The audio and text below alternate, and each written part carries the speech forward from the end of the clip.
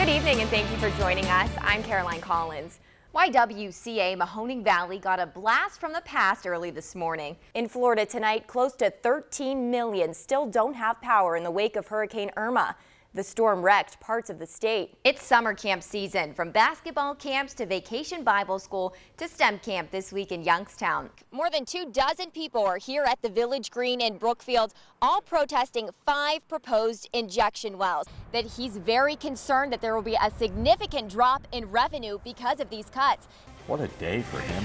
Yeah, 21 years old, and that's his first win on the PGA Tour, and he's only had 26 starts on the PGA Tour. So he really got that win quick and giving Jordan Spieth, who's from Texas, a run for his money. See, all I had to do was just mention one thing to her and she can just go with it. This morning kicked off the first unofficial day of the Trumbull County Fair.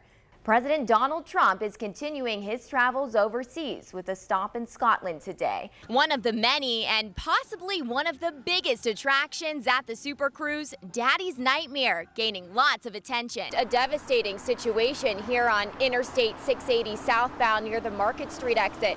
An ODOT worker hit and killed while on the job operating machinery. It is snowing, it's icy, and the wind is blowing. In fact, it was so bad, some of the bars here on Federal Street decided to turn in early. But others, like Whistle and Cake, said, hey, we're open, come inside and warm up. It's President's Day weekend, but one Niles teenager celebrates year-round. And you're gonna get a really cool look at a really big attraction.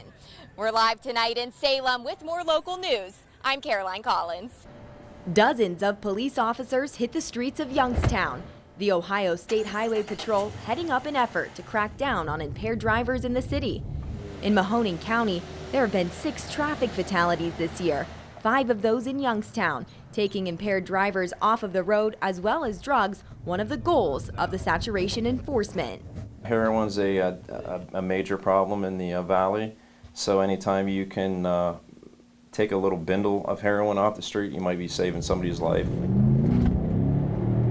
Sergeant Eric Brown with Ohio State Highway Patrol taking me out on the streets where we scan the roadways for any signs of impaired drivers.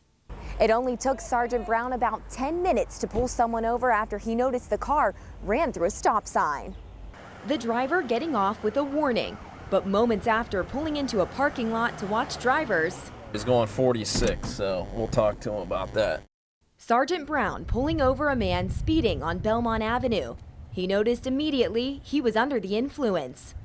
There were obvious signs of alcohol impairment that were present, as well as the smell of raw marijuana coming from the vehicle. All the way down to number 9. After failing a series of impairment tests, including walking a straight line and a field sobriety test, Sergeant Brown arrested the driver, 48-year-old Edward Finese of Pittsburgh. We're going to tow his vehicle out of here. We're going to take him back to the Highway Patrol post in Canfield, and then we're going to give him an official breath test. Sergeant Brown reached into the driver's pocket and found marijuana.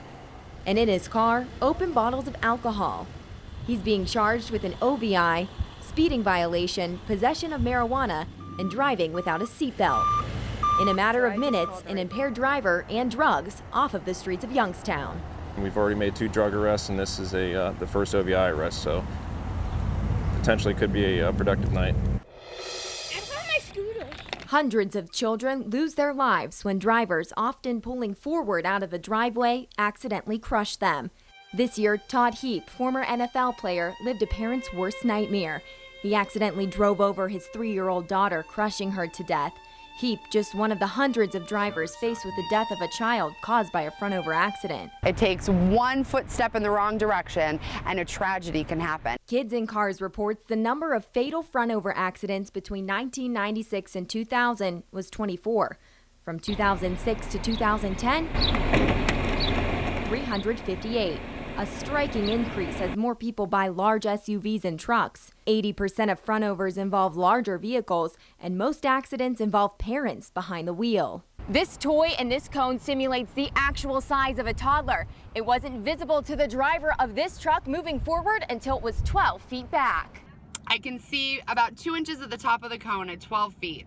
Akron Children's Mahoning Valley Injury Prevention Coordinator Stephanie Weigel says large trucks and SUVs can have front blind zones of up to 8 feet.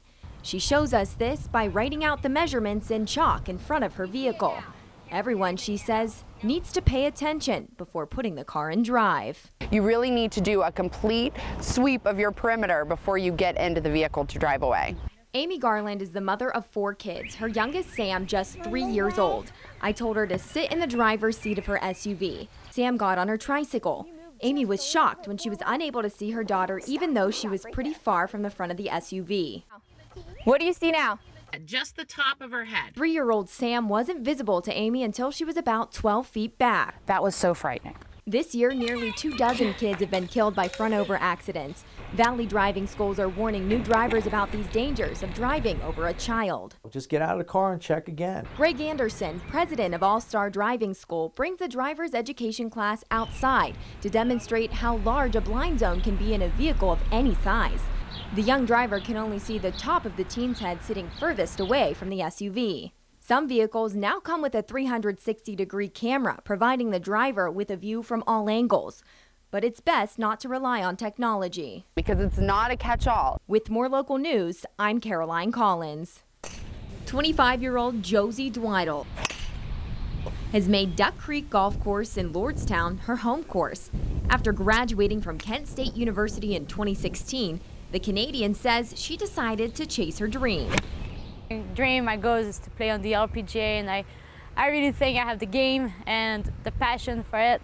In college, the Quebec native won multiple NCAA tournaments and academic awards to go along with it. She then turned pro, entering what's called qualifying school or Q school to gain entry onto the LPGA Tour. She made it through the first round and has 2 more to go. She's heading to Virginia, hoping to beat out 60 women to play in the televised LPGA event next week at Kings Mill.